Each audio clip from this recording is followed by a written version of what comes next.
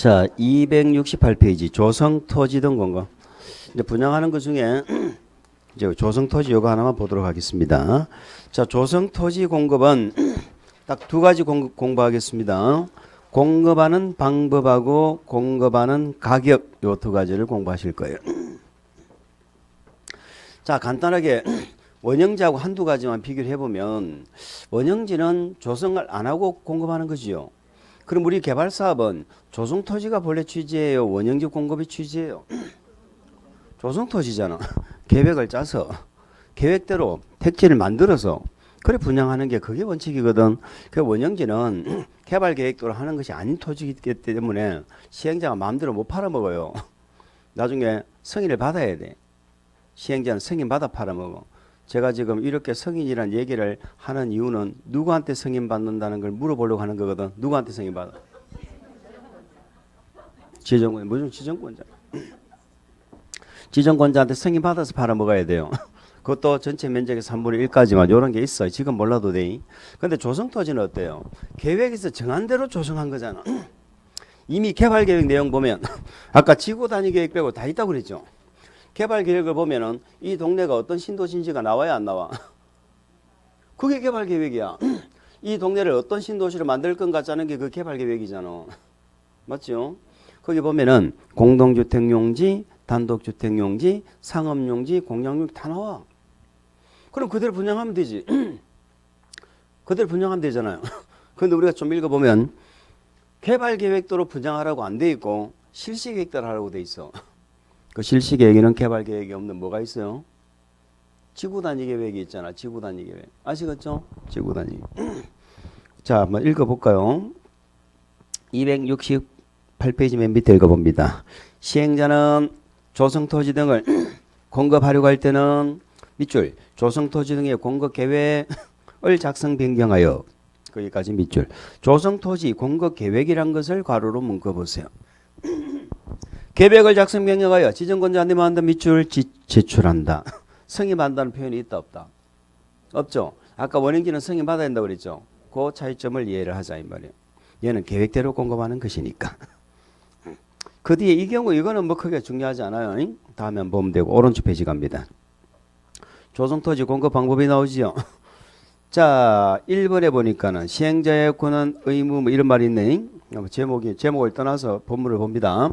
시행자는 조성토지 등을 밑줄 고시대 무슨 계획에 따라 그렇죠. 아까 제가 개발 계획 안 하고 실시 계획에 따라 하라고 이렇게 이야기했죠. 개발 계획에서 모든 용도가 다 정해집니다. 그러나 실시 계획에 따라 공급해라 이렇게 돼 있어요. 이 경우 시행자는 국토계획법에 따른 괄호 묶으세요. 기반시설의 원활한 설치를 위하여 필요하면 그 다음 밑줄 공급 대상자 자격을 제한 또 밑줄 공급 조건을 부여할 수도 있다라는 얘기지요. 자, 이 말이 무슨 말이냐 하는 것은 조금 이따가 설명을 드리도록 하겠습니다. 우리 집에 딱 한번 물어봤어. 뭐 중요한 내용은 아니고. 자, 밑에 보면은 원칙적 공급 방법이 나오죠. 원칙적인 공급 방법은 뭐다? 경쟁 입찰입니다. 밑줄.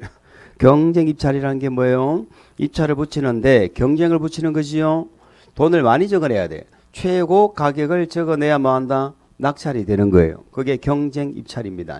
돈을 많이 내야 낙찰이 되는 거예요. 자, 밑에 3번인가요? 공급 방식의 특례라고 예외죠.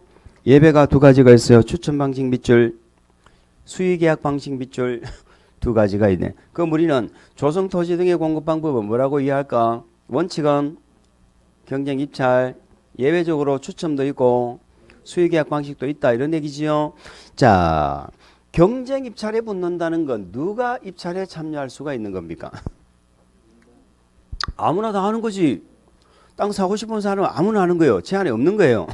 제한이 없는 거예요. 그런데 기반시설의 원활한 설치를 위해서 필요하면 그 토지를 공급받는데 꼭 어떤 필요한 기반시설이 있는데 일반 민간 업체나 개인이나 이런 자들이 설치가 곤란하거나 이런 어떤 특정한 상황이 있는 토지는 이 땅을 공급받는 자는 이런 자격이 있는 자로 제한합니다라고 할 수 있다 없다? 있다 이 말이에요. 그래서 기반시설의 원활한 설치를 위해서 필요하면 공급 대상자 자격을 뭐 할 수 있다? 제한할 수 있다. 공급 조건을 부여할 수 있다. 그런 뜻이에요. 그래서 경쟁 입찰인데 이런 자격을 제한할 수 있다. 그런 뜻이 되는 겁니다. 자, 추첨하고 경쟁입찰의 차이점이 뭘까요? 경쟁입찰을 돈을 많이 써야 된다고 그랬죠? 추첨은 뭐예요? 똑같은 조건 속에서 뽑는 거잖아. 그러니까 추첨은 경쟁입찰에 비해서는 가격이 싸겠죠? 그러면 이것도 일종의 혜택을, 특혜를 보는 거지요. 그런 땅들이에요. 그럼 추첨 방식으로 공급하는 땅은 아무에게나 추첨으로 주는 건 아니겠죠. 그래서 싸게 이렇게 파는 추첨 방식은 우리가 요번에 좀 기억을 하고 가야 되겠다 이런 얘기입니다. 그리고 수의계약이란 건 특정인에게 주는 거예요. 그래서 수의계약은 이런 경우는 특정인에게 줘야 되는 거구나 하고 이해하시면 되고, 지금 수의계약까지는 몰라도 돼. 이번 진도는 뭐 기억하고 가자? 추첨 방식을 봅니다. 330 이하의 단독주택용지 밑줄, 공장용지 밑줄, 주택법에 따른 밑줄, 국민주택 규모 이하의 주택건설용지 밑줄, 공공택지 밑줄, 요 4개가 되겠습니다. 요 4개는 추첨 방식으로 분양할 수 있다 하여야 한다. 할 수 있다 밑줄. 자, 이렇게 한번 이어보도록 하겠습니다. 추첨 방식으로 공급하는 건 주공공입니다. 주공공이에요. 첫째 주는 각종 집을 짓는 주택건설용지를 말합니다. 주택건설용지인데 주택건설용지가 두 가지가 있네. 단독주택을 짓는다면은 단독주택용지는 사이즈가 얼마? 330제곱미터 이하. 단독이든 공동이든 주택의 규모가 무슨 주택 규모? 국민주택 규모죠. 자, 국민주택 규모라는 건 크겠어 작겠어? 우리 국민은 큰 집에 살아야 돼? 작은 집에 살아야 돼? 작은 집에 살라고 했잖아. 그래서 국민주택 규모 이하의 주택을 건설하겠다. 이것도 서민주택이기 때문에 추첨 방식으로 공급을 할 수 있도록 이렇게 하는 거예요. 단독주택 용지는 330 이하. 아니면 주택의 사이즈 자체가 국민주택 규모. 이 330은 용지 규모야. 주택 규모가 아니고, 만약에 내 집이 330은 거의 100평이야. 거의. 내 집이 우리 집은 한 100평 정도 돼. 그러면 커 작아? 가봐야 알지. 큰지 작은지. 우리 아파트 생각하면 되잖아. 한 100평 정도 되면 큰 집이야, 작은 집이야? 보통 큰 집이 아니지, 이게 우리 살 수 있는 집이 아니잖아. 이는 땅이 330이야. 땅이 330이야. 요거는 주택 사이즈가 국민주택 규모. 아시겠죠? 그러니까 이런 서민주택을 짓는다면은 요거는 추첨 방식의 공급 대상이 된다라는 얘기입니다. 그 다음에 공공택지가 있고 또 뭐가 있었어요? 공장용지가 있죠. 우리가 이제 개발사업 하면은 가장 혜택을 보는 땅 중에 한 가지가 공장용지예요. 얘는 우리 뭐 기업체 유치하고 이런 것들은 뭐 많이 하죠. 그렇기 때문에 이 혜택을 많이 줍니다. 주공공 이렇게 안개해 주세요. 그런데 이런 것들은 추첨 방식으로 공급할 수 있는데요. 의무가 생겼어. 그 의무는 얘인데, 자, 국민주택 규모의 주택을 짓는데 그게 그냥 주택이 아니고 임대주택을 지어요. 임대주택용지. 그러면 우리 임대주택은 우리 개발법에서 굉장히 공익성이 많이 부여가 되고 있죠. 아시겠죠? 임대주택. 전 주택의 임대주택화를 시켜버려. 전 주택 임대주택. 국민주택 규모의 한 일반 주택이 아니고 뭐야? 임대주택이. 그것도 앞에 시행자가 공공시행자일 때입니다. 여기 하나 더 붙어잉. 그러니까 국민주택 규모 이하의 주택은 추첨으로 분양할 수 있는데 그게 국민주택 규모 이하의 주택이 임대주택 용지라면, 특히 시행자가 공공이라면 이때는 추첨 방식으로 공급할 수 있다가 아니고 의무적으로 추첨 방식으로 공급을 하여야 한답니다. 아시겠죠? 거기 그 밑에 나와 있죠. 다만 국가, 지자체, 공공기관, 정부, 출연기관, 지방공사 가로 묶으세요. 얘들이 공공이죠. 지방공사까지가. 두 번째, 국민주택 규모 이하죠. 가로 묶었어요. 국민주택 규모. 용지 중에서 무슨 용지? 세 번째, 임대주택 건설용지죠. 임대주택 건설용지. 요 세 가지가 결합이 되면 추첨 방식으로 분양하여야 한다. 밑줄. 분양하여야 한다. 자, 요렇게 기억을 합니다. 우리 조성토지는 공급하는 방법을 봤습니다. 공급하는 방법. 무슨 계획대로 공급할까? 실시계획대로. 무슨 방법으로? 경쟁 입찰로. 예외적으로 주공공건물로 추첨을 할 수도 있고 수의계약을 할 수도 있고 일정한 경우는 대상자 자격을 제한할 수도 있었고. 그러면 어떤 토지는 경쟁 입찰에 붙일 건가? 일반 경쟁에. 어떤 토지는 대상자 자격을 제한할 건가? 어떤 토지 얼마는 추첨으로 공급할 건가? 이런 계획을 짜는 게 조성토지 공급 계획이야. 그 계획을 만들어 가지고 지정권자한테 제출하고 분양해라 이 말이에요. 아시겠죠? 됐습니다. 넘어갑니다. 요번에는 가격인데, 자, 우리가 기초과정에서 우리 공법에 가격을 지금 공부하는 그런 단계는 아닌데 그냥 한번 보고 갈게요. 일단 이렇게 기억합니다. 우리 공법의 부동산 가격은 다 감정평가입니다. 감정평가입니다. 자, 감정평가는 누가 할까요? 감정평가. 전에는 감정평가 업자 이렇게 했는데 작년부터 감정평가 법인 등 이렇게 이제 용어가 바뀌었어요. 감정평가 법인 등이 하는데 한 명이 할까? 두 명 이상이 할까? 두 명 이상이 하지요. 그게 공식이에요. 두 명 이상이 평가한 금액을 산술 평균한다. 이게 우리 공식입니다. 자, 몇 명 이상이? 두 명 이상이. 무슨 평균? 산술 평균합니다. 자, 우리 개론하고 헷갈리면 안 돼. 다음에 또 개론을 공부하면은 감정평가를 공부하는데 개론에는 A라는 감정평가업자가 만약에 감정평가하잖아. 할 때는 그거 뭐 그 어떤 상황이나 그 시점이나 사정이나 이런 걸 다 수정하고 보정해 가지고 평가를 하거든. 그걸 가중평가라고 하는 가중. 가중이란 것은 특정 부분에 가중을 더 비중치를 둔다는 거야. 아시겠죠? 가중을 해서 평가하는데 우리 공법은 평가하는 방법을 공부하는 게 아니고 A라는 자가 평가한 금액하고 B라는 자가 평가한 금액을 산술평균한다고 우리 공법 아시겠죠? 그러니까 우리 공법에 감정평가 나오면 무조건 두 명 이상의 평가법인 등이 평가한 금액을 뭐 해가지고 산술평균한다 이렇게 기억하시면 되는 거예요. 그런데 우리 조성토지 등은 뭐예요? 기반시설을 반듯하게 지금 다 앉혀놨죠. 그리고 감정평가했잖아요. 그러니까 가격은 뭐다 밑줄? 감정가격으로 한다. 감정가격으로 한다. 그런데 그 밑에 특례가 나와요. 특례가 뭐냐? 예외죠. 특례가 예외인데 예외가 먼저 읽어봅시다. 시행자는 학교 밑줄. 학교. 폐기물 처리시설 밑줄. 그 밖에 대통령령으로 정하는 시설. 그럼 밑에 이제 박스에 나올 것 같으네. 시설을 위한 조성토지 등과 이주단지 조성 밑줄. 이주단지 조성을 위한 토지를 공급하는 경우는 해당 토지 가격을 감정평가사에 관한 법률에 따른 감정평가법인 등이 밑줄 감정평가 가격 이하로 정할 수 있다. 이하 동그라미. 이하로 정할 수 있다는 말은 더 싸게 판다는 거지요.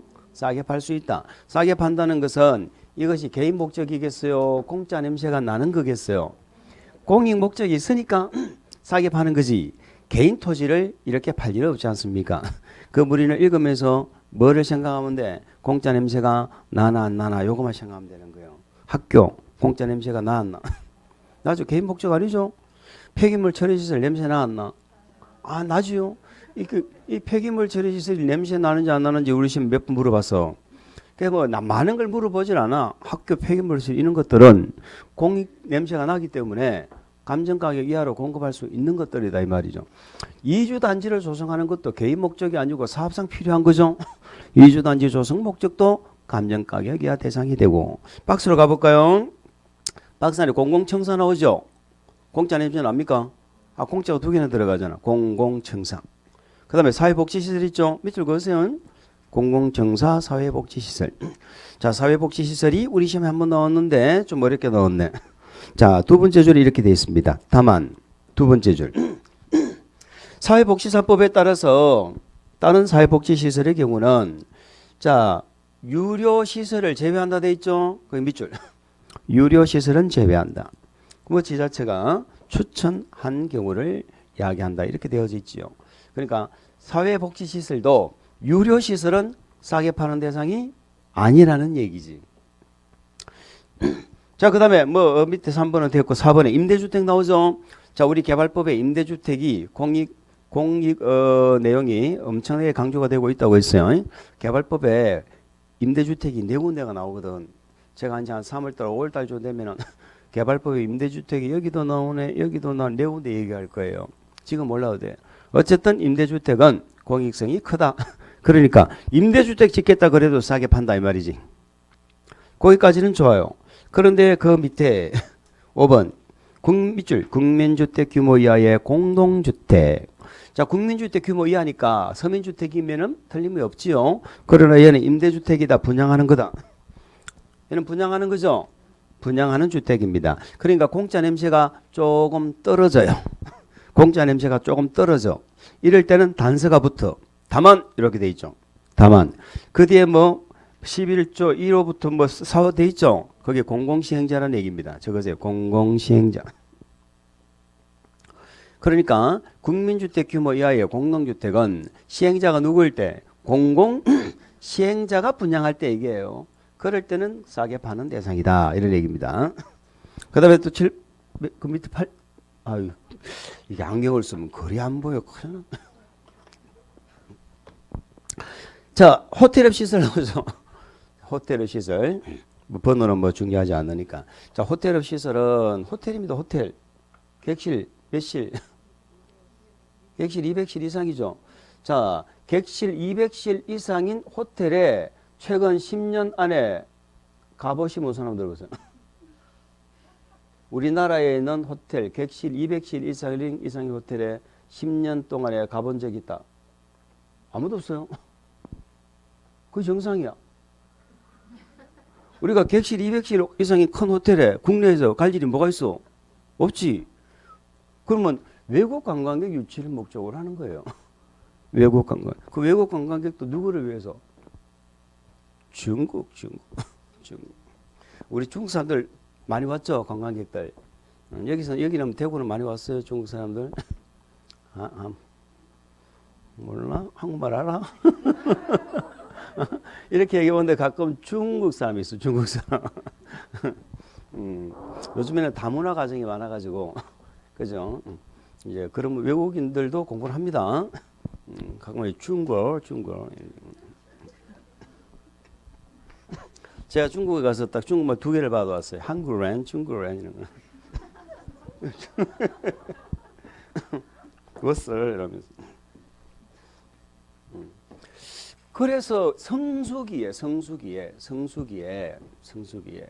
중국 관광객을 일본으로 뺏긴다 이 말이요. 뭐가 없어서 숙박시설이 없어서 그래 만든 거야. 그래 만든 거야. 그런데 지금은 와 안 와? 안 오지. 그래서 이제 문제다. 그죠? 자, 그래서 얘도 호텔업 시설도 어쨌든 간에 공짜 냄새가 없죠? 그래서 얘도 단서가 붙어요. 얘도 다만 단서가 붙었습니다. 시행자가 누구일 때? 공공시행자일 때 해당한다는 겁니다. 그렇게만 이해를 해주세요. 자, 이렇게 해가지고 우리는 수용 방식을 좀 마무리를 짓도록 하겠습니다. 자, 이번 진도는 우리가 전체적인 흐름을 파악하는 것이 중요합니다.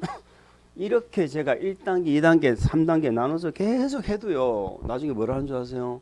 체계가 안 써요. 그놈의 체계 때문에 미치겠어. 뭔 체계가 그렇게 안 쓰는지. 가서 한약을 좀 먹어봐. 한약을. 체계가 설런가. 1단계는 사업 결정하는 거고 2단계는 시행자가 실행이 만드는 거고 뭐 어려워. 그래도 거래 달래 나보고 프린트 거래 막 거래 준다니까. 거래 안 돼. 그래서 되나. 자, 이제 3단계 환지 방식으로 갑니다. 수용 방식은 3단계 계획이 없죠. 수용 방식은 계획이 없어. 수용 방식으로 할 때는 계획이 2개밖에 없어. 1단계 계획, 2단계 계획. 그런데 환지 방식은 토지를 돌려줘야죠. 돌려줘야 되는데 만약에 생각해 보세요. 공사 다 끝내놓고 나가지고 당신 땅은 이거야, 이 땅은 이거야 정해주면 거기에 만족하는 사람 몇 명이라 있겠어. 없겠죠. 남의 손에 떡이 커 보인다고 그러잖아. 그래서 이 사업은 반드시 공사 들어가기 전에 뭐 한다고요? 어떤 토지로 돌려줄 건지부터 약속을 하고 들어가야 돼. 그 약속을 하고 들어가는데 토지를 돌려주는 약속, 돌려주는 계획, 이걸 우리는 무슨 계획? 환지 계획이라고 합니다. 환지 계획. 자, 이 환지 계획에 인가가 나야 공사에 들어가는 거예요. 자, 그럼 또 한번 물어봅시다. 공사는 어떻게 해야 돼? 인가 받은 대로. 무슨 계획인가? 무슨 계획인가? 이제 인가 받은 것까지는 이제 갔어. 이제 무슨 계획인가를 이제 알아야 되는 거야. 무슨 계획인가? 실시 계획인가예요? 환지 계획이에요? 얘는 공사 계획이 아니고 토지 돌려주는 계획이야. 얘는 토지 돌려주는 계획이고 실시 계획대로. 그러니까요. 어디까지는 똑같아. 실시 계획까지는 똑같은 거야. 이 동네를 개발하는 것까지는 똑같아. 단 분양하는 방식이 분양을 하느냐 소유자들한테 돌려주느냐 이 차이지. 그죠? 그 차이지. 다 실시 계획대로 하는 거야. 그래서 실시 계획 인가 받은 자한테 중간검사 받고 하는 거잖아. 그럼 공사 끝나면 중간검사 받아 안 받아? 받아야지. 중간검사 누구한테 받아? 지정권자한테 받죠. 근데 말이죠. 이 환지 방식의 절차는 우리 시험에서 한 번씩 물어봐요. 가끔 물어봐요. 가끔. 수영 방식은 이거 안 물어본다고 그랬잖아. 그럼 수영 방식은 뭐가 다르다는 얘기지. 응? 지금은 이 절차 공부할 그건 아니고 그냥 다르다는 것만 알고 가면 돼. 딱 다르다는 게 느낌이 어디서 느낌이 와? 여기서 줄을 그어버렸잖아. 공사 완료 공고라는 말이 없잖아. 그러면 환지 방식 차이는 공고를 여기서 먼저 해버려요. 완료 공고를. 왜냐하면 주민들이 여기 살고 있죠. 주민들이. 그래서 일단 중간검사 받기 전에 공고를 해놓고 주민에게 공람 의견 들어서 중간검사 한다니까. 그러니까 공사 완료 공고를 먼저 해버린다는 게 수용 방식하고 차이점이에요. 다음에 알면 되고. 어쨌든 중간검사까지 떨어졌으면 이제 공사 완료 공고는 또 할 필요 없고 이제는 뭐 해야 돼? 토지를 돌려줘야지. 환지 계획에서 약속했죠. 그러면 토지를 돌려주는 걸 우리는 뭐라고 하느냐? 환지 처분한다고 얘기합니다. 환지 처분한다고 얘기. 자, 토지 돌려주는 걸 환지 처분. 그럼 여기 토지 돌려준다 약속했잖아. 그러면 물어봅니다. 환지 처분은 환지 계획대로 해야 될까요? 우리는 지금부터 수없이 찍는 연습을 해야 돼. 고민한다고 답이 나오는 게 아니야. 일단 무조건 찍어 놓고 이거 연습 안 하면 나중에 시험장에 못 찍는다니까. 잘 들어보세요. 환지 처분은 환지 계획대로 환지 처분해야 돼. 환지 처분은 반드시 환지 계획대로 해야 될까요? 때에 따라서는 환지 계획과 다르게 할 수도 있을까요? 또 마음이 흔들린다 그러죠. 말로 시험 문제 나오면 큰일 난다니까. 그럼 이렇게 물어볼까? 환지 처분은 환지 계획대로 해야 될까요? 환지 계획하고 없는데도 막 해도 될까요? 응? 아니면 뭐 환지 계획대로 해야 한다. 그 의견에 따라서 의감에 따라 달라지는 거야. 그러면 환지 계획대로 안 할 것 같으면 뭐하라고 이 환지 계획 짜놨어. 이대로 준다 그래서 그래 공사하라고 했는데 끝나고 나가지고 이거 안 되겠는데요. 꼭 그런 사람 있죠. 그런 사람 있어. 실컷 약속해놓고 나 뒤에 가가지고는 그게 뭐 다른 소리 하고 그래. 환지 처분은 환지 계획대로 해야 되는 것이요. 환지 계획대로 하는 환지 계획과 다른 환지 처분을 하거나 환지 계획에도 없는 환지 처분을 하면은 그 환지 처분은 무효입니다. 하는 것이 대부분 판례 입장입니다. 그래서 환지 처분은 환지 계획에 뭐가 돼야 돼? 기속돼야 된다. 이런 얘기죠. 우리가 기속, 재량 이런 얘기 들어보셨어요? 요 기속이라는 것은 이게 일본식 한자인데 그냥 우리는 구속 이렇게 생각하면 돼. 어떤 법령에 구속된다, 기속된다는 말은 예를 들어서 우리가 건축허가라는 것은 건축법에 딱 맞춰가지고 허가 신청이 들어가면 무조건 허가해줘야 돼. 허가 관청에 재량이 없어.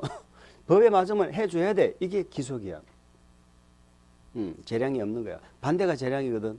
그럼 법에 맞게 해봐도 관청에서 뭔가 재량적으로 거부도 할 수 있고 하는 게 그게 재량이거든.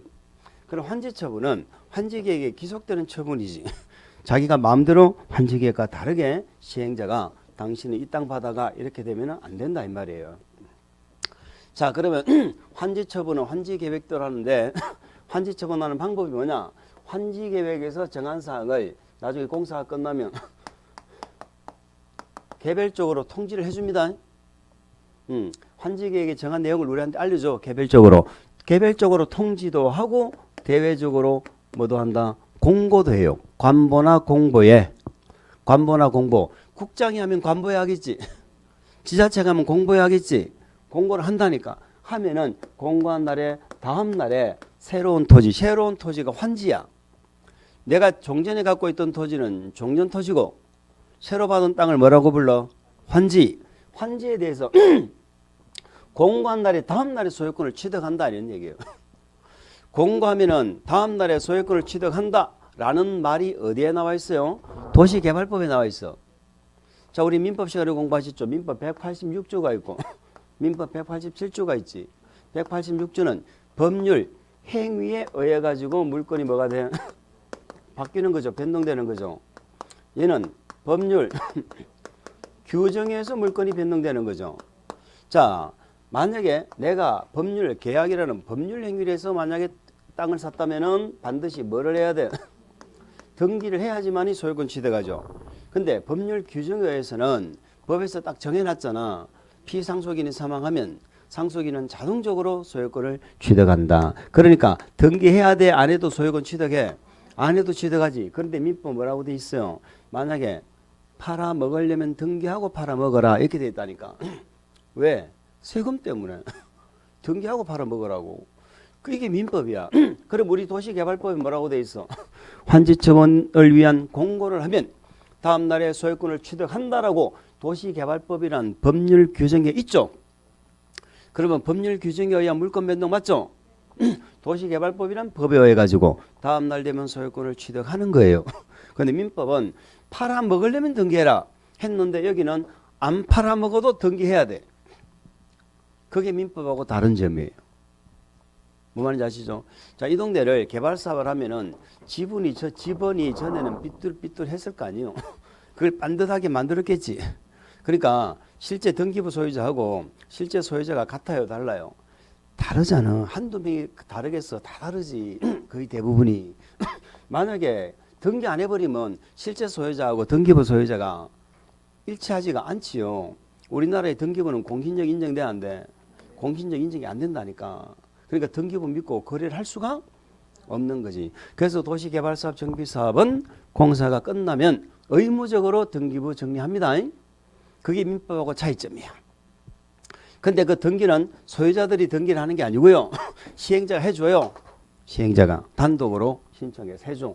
그런 까지는 지금 알 필요 없고 어쨌든 이렇게 해가지고 환지 방식이 끝이 나는데, 자, 우리가 이번 진도에서 기억하실 공부하실 건 환지 계획이에요. 환지 처분은 공부할 게 없어. 환지 계획에서 약속한 대로 공고하면 다음 날에 취득한다 그러면 끝나는 거야. 그런데 우리는 환지 계획 내용을 잡아야 돼. 그럼 오늘 우리가 이제 뭐 한다? 환지 계획을 공부하는데 우리는 버스 타고 가면서 뭐가 생각이 나야 돼? 환지 계획에서는 뭐를 공부했지? 이게 생각이 나야 된다니까. 머릿속에 있는데 못 꺼집어내면 내게 아니라니까. 집에 황금 송아지가 있으면 뭐해? 장롱 뒤에. 그 있는 줄 모르는데. 못 있는 줄 모르는데. 그건 내게 아니라니까. 자, 그래서 우리 교재 순서대로 한번 가봅니다. 거기 1번 환지 계획의 작성 해가지고 나와져 있죠. 자, 환지 계획에서 첫 번째 공부하실 내용이 환지 계획의 내용입니다. 환지 내용 읽어볼까요? 시행자는 도시개발 사업의 전부나 일부를 환지 방식으로 시행하려면 다음에 사항이 포함된 환지 계획을 작성하여야 한다. 뭐 당연히 작성해야죠. 일부만 환지 방식으로 해도 일부만 환지 방식이 뭔가요? 그럼 나머지는 뭐 한다는 거야? 수용한다는 거지. 그걸 우리는 무슨 방식? 그 혼용이라고 하는 거잖아요. 어쨌든 일부만 환지해도 환지 계획이 나와야지. 환지 방식은 환지 계획이 안 나오면 안 되니까. 자, 1번에 환지 계획의 1번 내용이 환지 계획은 뭐 하는 거다? 환지 설계하는 겁니다. 환지 설계하는 설계 아시죠? 설계하는 거. 이렇게 생각하시면 돼. 사업을 하기 전과 사업을 하기 후, 사업을 한 후에 두 동네를 이렇게. 두 동네가 아니고 한 동네입니다. 같은 동네입니다. 자, 사업하기 전에는 길이 이렇게 삐뚤삐뚤 하지요. 여기에 지분이 막 이렇게 못생겼어. 이렇게 막 지 마음대로 생겼어. 요런 동네가 있었는데 이 동네를 신도시 개발을 하면서 반듯반듯하게 이렇게 없던 도로도 넓게 만들고 그럼 이 주민들이 개발 사업이 뭐예요? 이 주민들이 살아가는 데 필요한 인프라를 구축하는 거죠. 도로도 넓혔죠. 넓혔고 공원도 만들고요. 자, 공공청사도 만들고 주민들이 이용하기 편리하게끔 녹지 공간도 만들고 이렇게 해가지고 인프라를 구축을 합니다. 그러면 우리 동네가 얼마나 살기가 좋으냐 하는 것은 바로 이 기반시설 인프라가 얼마나 구축이 되어 있느냐 여기에 따라서 얼마나 쾌적한 도시가 되느냐가 결판이 나는 거 아닙니까? 그러면 결국은 여기 땅 가진 소유자들이 그죠? 땅을 투자를 해서 동네 모양을 이렇게 바꾸는 거예요. 그래서 개발 사업은 토지가 필요한 사업이지 건물이 필요한 사업이 아니야. 이렇게 모양을 바꾸려면 땅이 필요하거든. 도로 넓히고 공원 만들고 하려면 땅이 필요하잖아. 그래서 토지 소유자들이 이렇게 토지를 투자하는 사업이 바로 개발 사업입니다. 자, 그런데 이렇게 놓고 종전에 있던 이 토지가 새로 조성된 토지에는 이 토지에 해당한다라고 이렇게 정해주는 거죠. 자, 여기 환지 설계예요. 아시겠죠? 환지. 그리고 환지 설계만 할까요? 환지 명세도 만들까요? 명세도 작성합니다. 명세는 목록표 만드는 거예요. 자, 나중에 정비법 가면은 정비법에서 아파트 돌려주는 계획자죠. 거기 정비법은 분양 설계 이렇게 표현해. 아파트 동호수 배정하는 거 분양 설계. 여기는 환지 설계. 아시겠죠? 여기는 토지 돌려주는 설계. 정비법은 분양 설계 이렇게 표현합니다. 자, 요 환지 명세는 필지별로 작성해요. 자, 이게 뭐예요? 명세가 그냥 이렇게 하는 거예요. 목록 작성하는 거 쭉 해가지고 1번 해가지고 종전 토지 몇 번지가 새로 조성된 몇 번지로 간다. 이렇게 정해주는 거. 이걸 우리는 환지 명세라고 합니다. 그럼 환지 계획은 뭐 하는 거예요? 환지 설계하고 환지 명세 작성하는 거지요. 그런데 말이지요. 보세요. 이 동네가 이 동네로 가려면은 토지 소유자들이 땅을 투자를 해야 되는데 토지 소유자들이 도대체 땅을 얼마나 부담을 해야 되느냐. 이걸 우리는 토지 부담률이라고 합니다. 토지 소유자들이 토지를 부담하는 부담률이야. 이걸 우리는 그럼 내가 토지를 부담하면 소유자들이 토지를 돌려받을 때 다 돌려받아요? 적게 돌려받아? 적게 돌려받을 거 아니에요? 그래서 내 땅으로 도로도 넓히고 공원도 만들고 했으니까 그래서 우리는 적게 돌려받는다고 해서 이걸 다른 말로 감보율 이렇게 표현하기도 합니다. 자, 예를 들어서 토지 부담률을 50%라고 가정을 했을 때 이 말은 내 땅의 절반을 이 사업에 투자한다 이런 얘기가 되는 거예요. 오늘 예를 한번 들어볼게요. 갑을 병이 있는데 갑이 300제곱미터의 토지를 갖고 있었고 을은 200을 갖고 있었고 병은 100을 갖고 있었다라고 가정을 합시다. 그러면 50%를 감보를 당하면 갑은 얼마를 받아야 돼? 을은 얼마를 받아야 돼? 병은 이렇게 되겠죠. 그런데 문제는요. 환지 방식에서는 반드시 뭐가 있느냐면 과소토지라는 게 있어요. 과소토지. 지나치게 작은 토지. 지나치게 작은 토지. 짜투리 땅. 그러니까 이 과소토지의 기준을 정해요. 과소토지 기준. 자, 이번 진도는 제가 과소토지 기준은 이렇게만 이야기하고 넘어갈 겁니다. 과소토지 기준은 현장마다 다 달라요. 현장마다 과소토지 기준이 다르다는 얘기는 과소토지 기준이 법령에 정해져 있다, 안 정해져 있다? 안 정해져 있는 거예요. 응? 나중에 정관, 규약 이런 걸로 정하거든. 지금 몰라도 돼. 어쨌든 과소토지 기준을 100제곱미터라고 가정을 했을 때 자, 과소토지 기준에 미달을 하잖아요. 그러면 그 땅은 쓸모없는 땅이 되는 거야. 못 쓰는 땅이 돼. 이 개발 사업에서는. 근데 과소토지냐 아니냐는 종전토지를 기준으로 하는 것이 아니고 새로 받는 땅을 기준으로 과소토지가 되느냐 안 되느냐를 판단하는 거예요. 그러면 이 두 개는 과소토지가 아니거든. 근데 얘는 과소토지거든. 그러면 얘가 문제가 되는 거지. 얘는 두 가지 방법이 있어. 과소토지가 되지 아니하도록 얘한테 50을 떼어서 얘한테 50을 붙여주는 거야.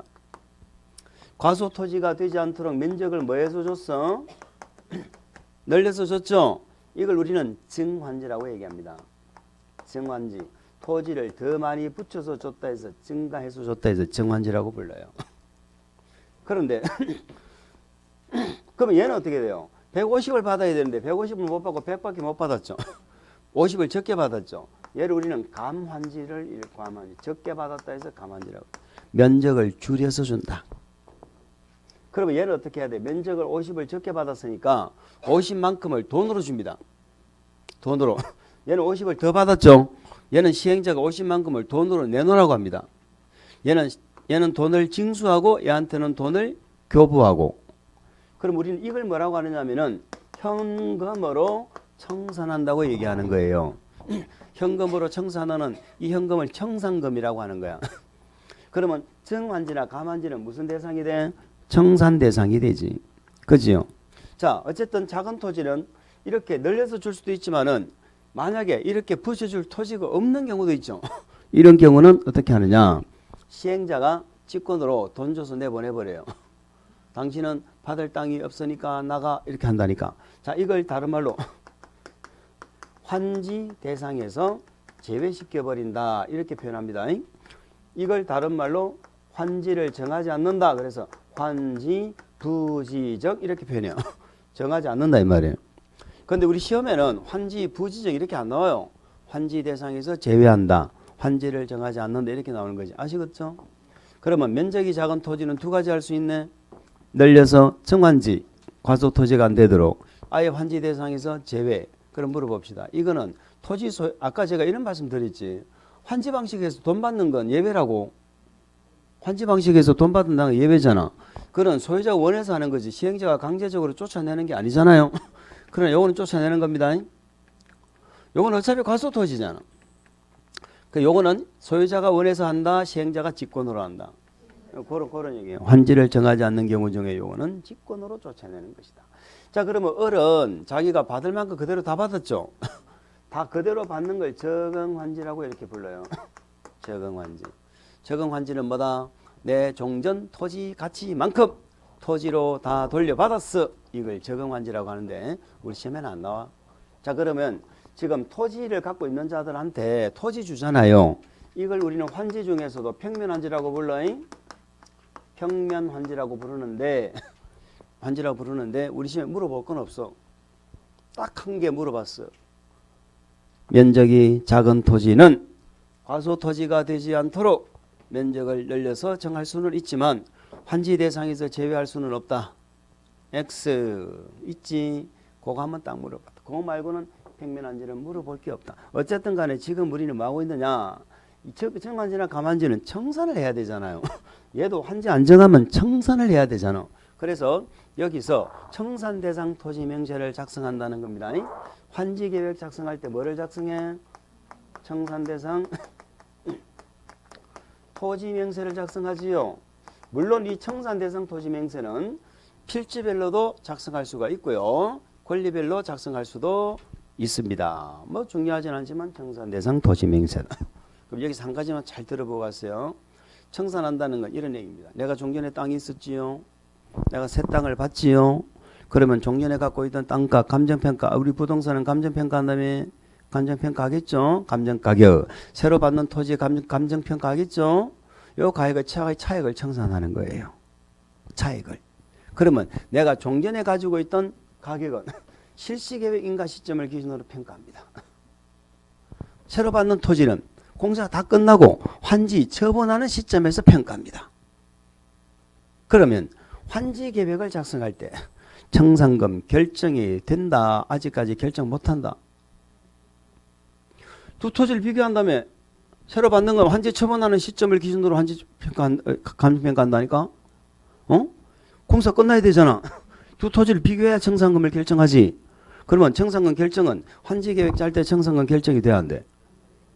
안 되지. 비교를 해야 되는데. 만약에 환지를 안 받는다면 나는 환지 안 받고 돈만 받아 나가면 종전 토지만 평가하면 되잖아. 얘는 미리 평가가 되는데 환지를 받는 자는요, 두 토지가 비교가 돼야 되는 거야. 아시겠어요? 자, 우리 시험에 이렇게 나왔습니다. 다음 중 환지 계획의 내용이 아닌 것. 청산금 결정. 내용이도 아니다. 안 된다고 청산금 결정은 환지 처분하면서 결정하는 거예요.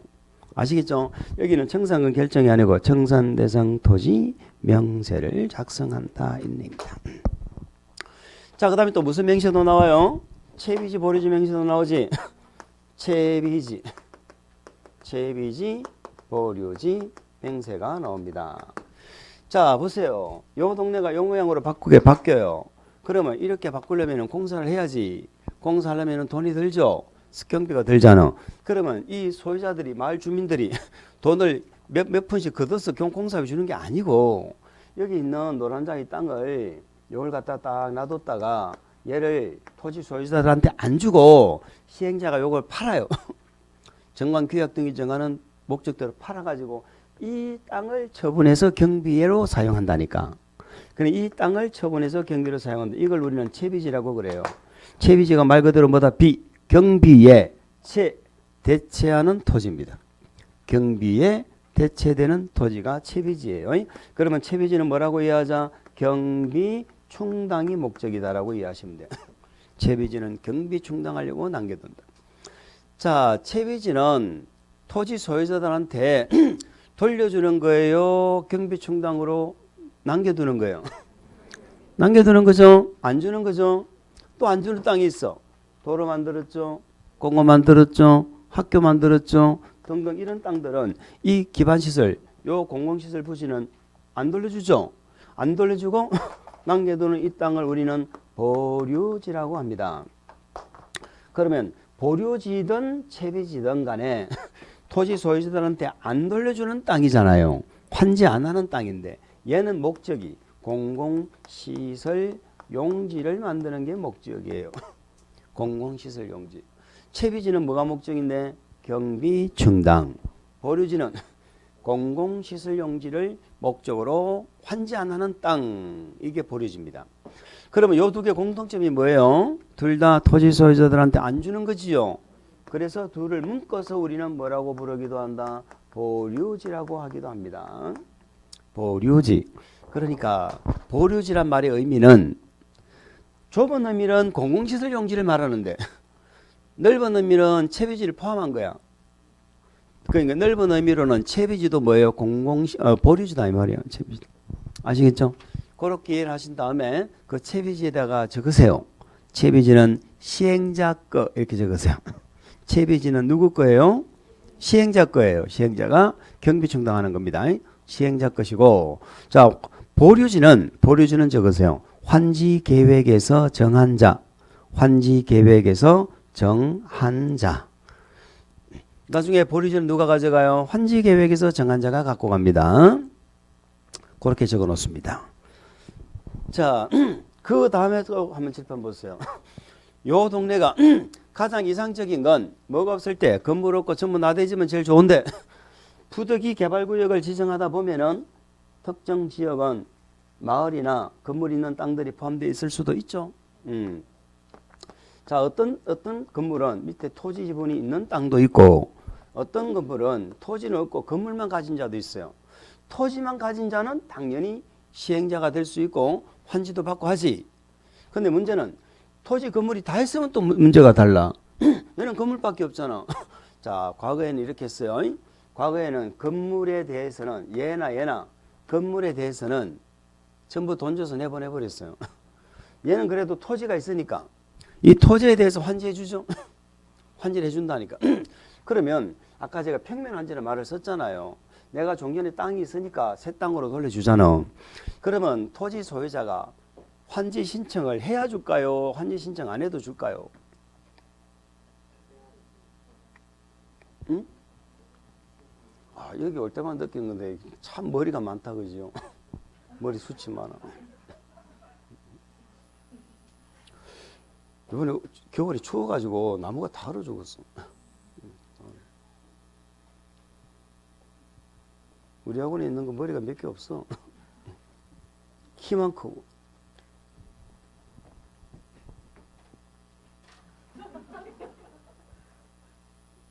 뭔 소리야? 내가 뭐라고 그랬어? 얘는 땅이 있으니까 토지를 줘. 환지 신청이라는 것은 신청해 주는 게 아니라니까. 요 동네가 이 모양으로 바뀌어. 그러면서 이 땅이 해당돼 하고 정해주는 거야.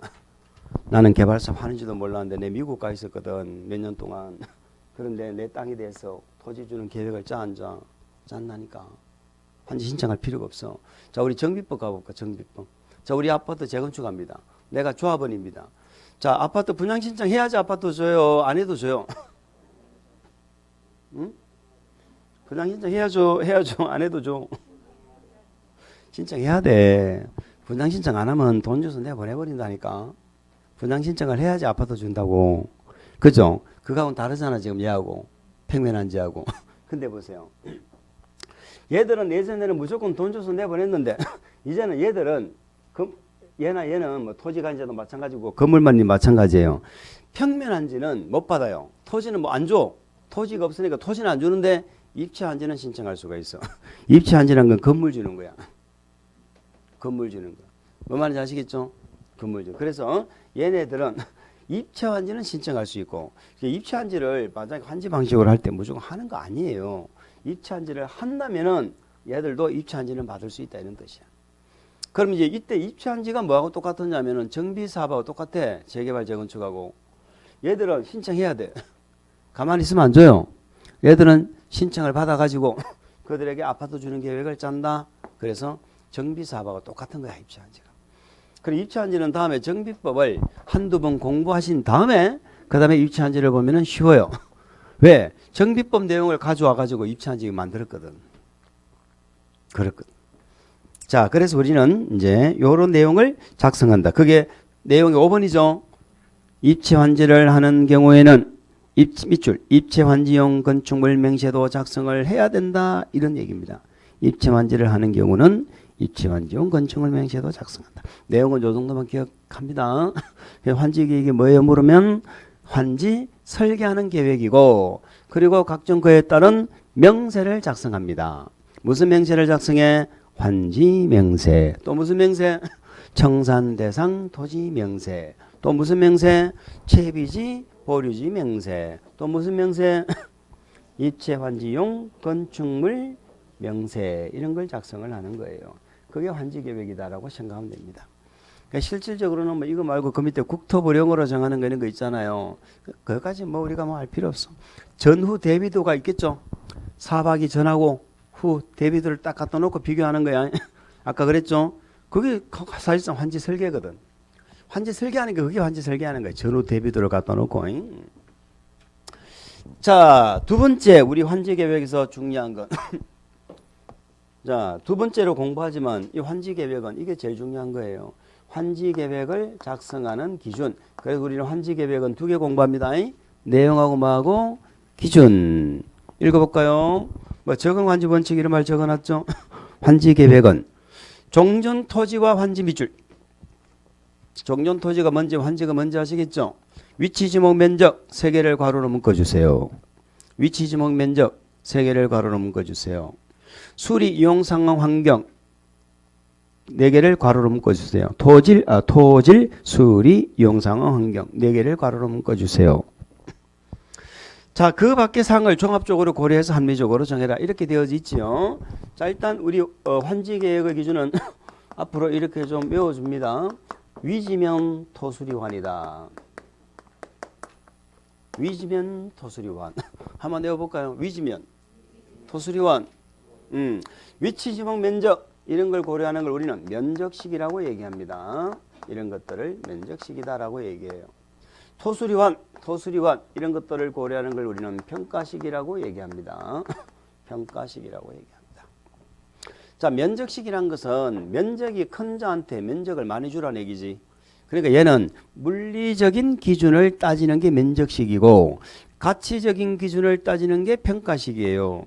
아시겠죠? 자, 위치를 따진다는 얘기는 무슨 말입니까? 있던 자리에 주라는 얘기야. 여기에 도로 옆에 붙은 요 땅을 저 외곽에다가 주면 되는데 안 된단 말이지. 있던 자리에 주라고. 제일 좋은 것은 내 땅을 그대로 받는 것이 가장 좋죠. 그러면 불만이 없을 거 아니야. 그래서 이걸 우리는 뭐라고 하느냐? 제자리 환지라고 얘기합니다. 제자리 환지는 어디다가 환지를 하는 거야? 있던 자리. 그런데 문제는 뭐예요?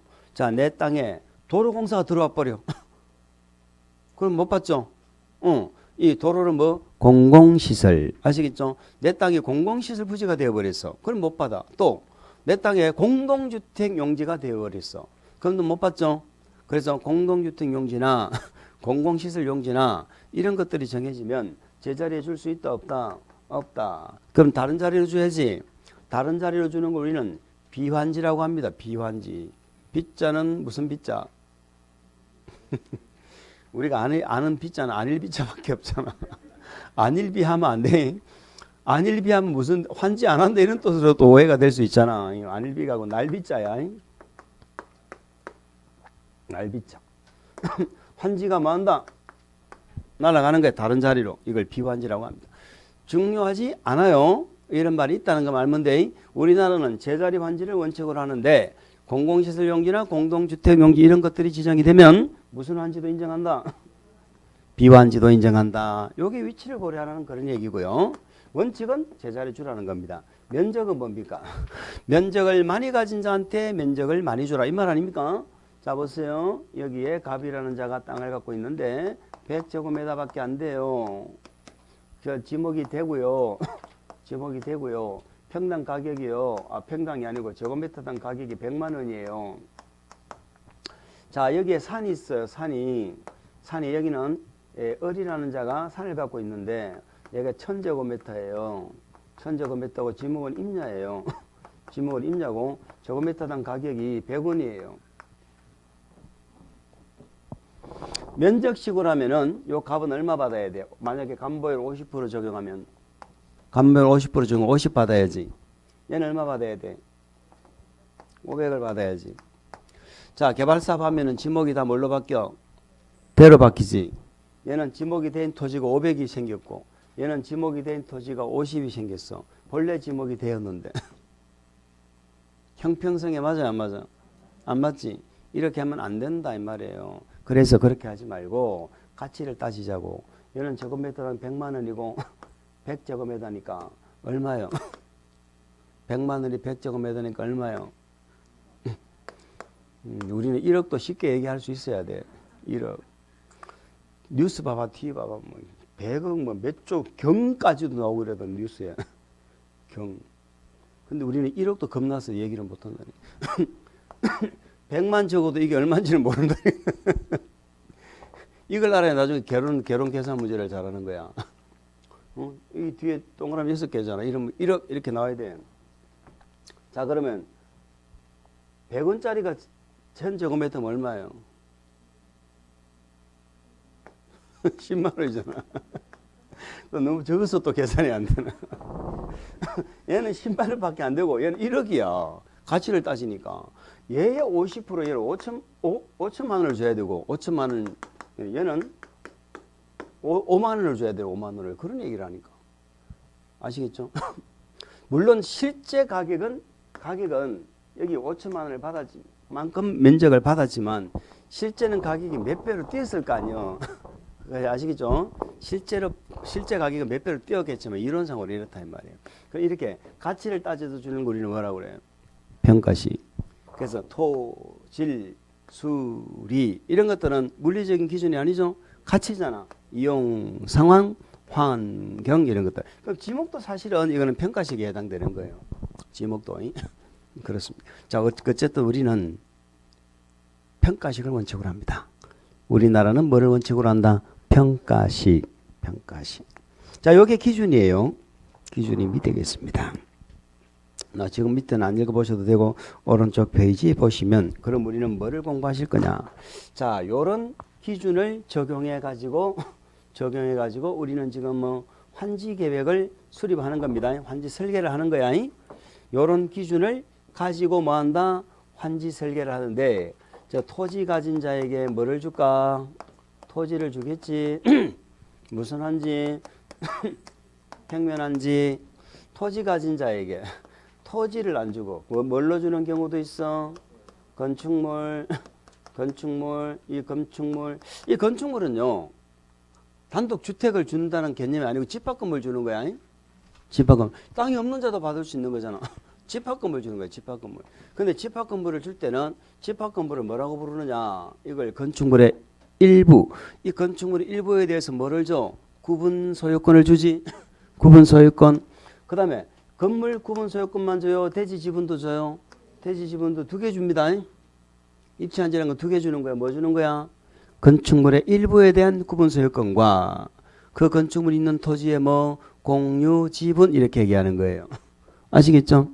그래서 우리는 자 이렇게 합니다. 한번 읽어볼까? 건축물의 일부 그 건축물이 있는 토지의 공유 지분 요 두 개를 주는 거. 우리는 무슨 환지? 입체환지라고 하는 거예요. 입체환지. 그럼 토지 소유자가 받을 수 있는 경우는 토지 받든지 이게 원칙이고 신청해서 아파트 받든지 한 개가 더 있어. 얘도 안 받고 얘도 안 받으면 뭐 받아? 돈 받아 나가는 거지. 그래서 토지 소유자가 받는 건 요 세 가지가 있습니다. 평면한지가 원칙이고 돈 받아 나가는 예외 입체한지. 그럼 우리 시험 요 두 개를 물어보겠죠. 물어봅니다. 평면한지는 아까 했잖아요. 물어볼 게 없다고. 그럼 돈을 받는다는 것은 환지를 받아 안 받아? 환지를 정하지 않는다는 거지요. 환지를 정하지 않는다는 걸 환지 부지정 뭐 이렇게 표현합니다. 아까도 부지정이 한번 나왔죠. 그는 짜투리 땅이어서 부지정한 거잖아. 환지 정하지 않은 거. 그는 시행자가 쫓아낸 거예요. 과수토지라서. 그런데 여기서 말하는 환지를 정하지 않는 경우는 아까 얘기했잖아요. 소유자가 원해서 하는 거라고. 토지 소유자가 원해서 하는 환지 부지정입니다. 이 두 개가 달라요. 우리는 환지 계획 기준에서는 이번 진도는 다른 거 아무것도 기억 안 나도 좋아. 요 두 개만 기억나면 돼. 요 두 가지만. 아시겠지요? 자, 요렇게 놓고 뭐 지울 필요 없고 5분 쉬었다가 다시 가겠습니다.